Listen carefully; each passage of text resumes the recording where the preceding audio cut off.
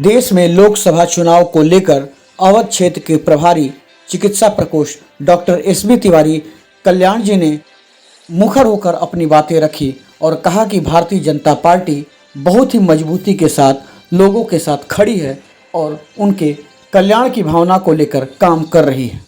Bharatiya Janata party के चिकित्सा प्रकोष्ठ के प्रभारी हैं अवध क्षेत्र के। अब की बार 400 पार का लगातार आपकी पार्टी नारा दे रही है। क्या मूल मंत्र लेके चल रही है? सारी पार्टियां कह रही हैं ऐसा कुछ संभव नहीं है, लेकिन आपकी पार्टी कह रही नहीं, अब कि हम 400 पार जाएंगे। देखिए, भारतीय जनता पार्टी का एक ही स्लोगन है कि यह पठति लिखति पश्यति परिपृश्यति पंडितानि उपाश्रियति तस्य दिवाकर किरणे नीलिनी दल इव विस्तारितः बुद्धि। तो भारतीय जनता पार्टी इस फार्मूले पर चलती है श्रीमान जी। हम काम करते हैं, हम मूल चीज़ों पर जाते हैं। जनता की क्या धारणाएं हैं, जनता की क्या अपेक्षाएं हैं, मैं उसको लेकर के चलता हूं। और हम ऐसे नहीं कह रहे हैं, ये मेरा अंदर का कॉन्फिडेंस कह रहा है।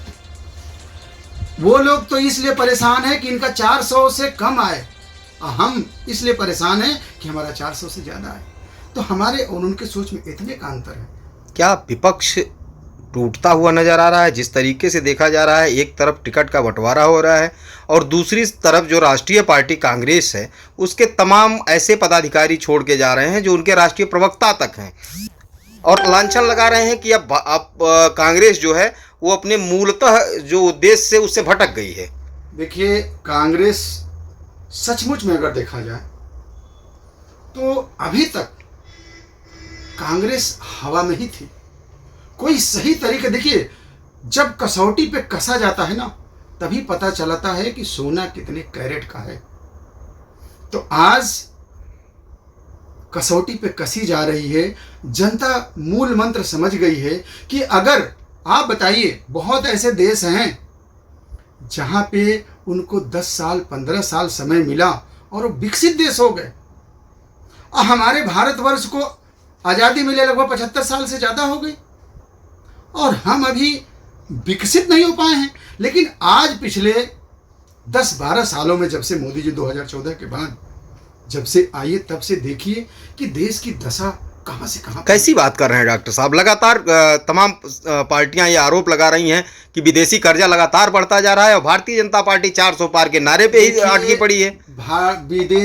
विपक्ष के लोगों के पास कोई काम नहीं है। अरे भाई, मूल चीज पर आओ ना, कहाँ कर्जा बढ़ रहा? आप डाटा लेके आइए, दिखाइए तो। अरे विश्व बैंक कह रहा है कि विश्व बैंक क्या कह रहा है? विश्व में जीडीपी देखिए, अभी हमारी जो है ग्रोथ 12वें नंबर पर आ गई। हम दावा कर रहे हैं कि इस बार हम तीसरे नंबर पर जाएंगे। अभी आप देखिए, इजराइल के बाद हम हैं, हम 12वें नंबर पे हैं। श्रीमान जी, कहाँ हैं आप? किस विश्व बैंक की बात कर रहे हैं आप? और ये भी मैं दावे के साथ आपको कह रहा हूं, मोदी जी की गारंटी है ना, ये गारंटी है तीसरे नंबर पर इस कार्यकाल में हम देश को ले आएंगे।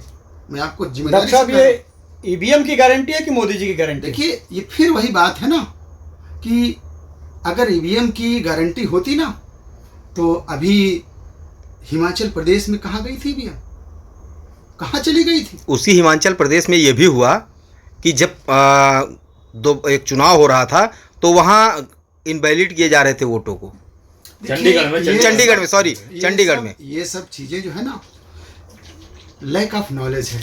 सुनिए, अभी हम लोग, देखिए, मैं एक चिकित्सक हूं और मैं चिकित्सक के नाते आम जनमानस से, अभी मेरे यहाँ दवा लेने आए थे, पुलिस विभाग में थे, उनका चुनाव में भी ड्यूटी लग। हम कहे, भाई साहब, हकीकत क्या है? आप जरा बताइए। क्या भाई साहब, ऐसा कुछ भी नहीं है, ऐसा कुछ भी नहीं, ईवीएम में ऐसी कोई दिक्कत नहीं हो सकती है। ये सब फर्जी की बातें हैं। अभी बताइए, अगर इस तरह की बातें हो तो कहीं अगर चुनाव विपक्ष जीत जाता है तो वहाँ ईवीएम कहाँ चली गई? अच्छा, एक मामला अभी ताज़ा निकल कर आया है। मुख्तार अंसारी की मृत्यु हुई और अफजाल अंसारी लगातार ये कहते हुए और पूरा परिवार ये कहता नजर आ रहा है कि उनकी जेल में हत्या की गई है, जहर देकर। धीरे धीरे उनको जहर दिया गया और उनकी हत्या कर दी गई। देखिए, ये जांच का विषय है, इसमें ये कोई चीज़ छुप नहीं सकती। मैं एक चिकित्सक होने के नाते आपको बता दूं कि कोई भी ऐसी चीज़ें अगर मिली होंगी तो दूध का दूध और पानी का पानी सामने आ जाएगा। वो अगर सरकार ऐसा की होगी तो सरकार भी नहीं बचेगी। सुन लीजिए। और इसमें ना हमारे इस सवाल का, ना मेरे जवाब का, ना आपके सवाल का कोई मतलब नहीं है। इसमें चिकित्सक अपना जांच करेगा और दूध का दूध जो होगा और पानी जो है सामने आ जाएगा। इसमें कहीं से अच्छा, वहाँ कैदी ये कहते नजर आ रहे हैं कि अब तो वहाँ के कैदी इतने डर गए हैं कि वो दाल नहीं खा रहे हैं, वहाँ टमाटर और नमक से रोटी खाई जा रही है। क्या वहाँ के कैदियों की ये दशा है? ऐसा कुछ नहीं, सब भ्रामक बातें हैं। भ्रामक बातें नहीं, वहाँ अभी वही रिपोर्ट आई है, ताजी रिपोर्ट है, बड़े चैनलों ने उसको प्रकाश दिखाया है। कोई चीज होता है ना, जब एक तूफान आता है, भूकंप आता है, तो लोग दहशत के मारे कुछ दिन तक टाइम बीइंग के लिए थोड़ी बहुत जो है दहशत में पड़ते हैं। ऐसी कोई बात नहीं है। अभी रिपोर्ट जल्दी ही आ जाएगी और सारी चीज़ें क्लियर हो जाएगी। अच्छा, एक लास्ट सवाल है, बोलिए। क्या कारण है कि दूसरी पार्टियों से आए हुए लोग, कौन सी मशीन है, कौन सा पाउडर है, जो बीजेपी में आते ही उनकी सारी जांचें बंद हो जाती हैं और वो चोर नहीं रह जाते हैं, उनको वो घोटालेबाज नहीं रह जाते हैं और बड़े पद से नवाज भी दिया जाता है? देखिए सुनिए, देखिए बहुत बड़ी चीज़ है। कहा जाता है सुबह का भूला अगर शाम को घर लौटे तो उसे भूला नहीं कहा जाता। भारतीय जनता पार्टी, आपकी बात जो आप कह रहे हैं ना कि वॉशिंग मशीन है, तो सचमुच में वॉशिंग मशीन तो नहीं है, लेकिन एक ऐसी व्यवस्था है कि भारतीय जनता पार्टी में अगर रहना है तो सही तरीके से रहना। आप कितनी भी गलतियां किए हो, अगर आपने पश्चाताप कर लिया, अपने देश सेवा का समर्पण कर लिया, तो भारतीय जनता पार्टी में आपका स्वागत है।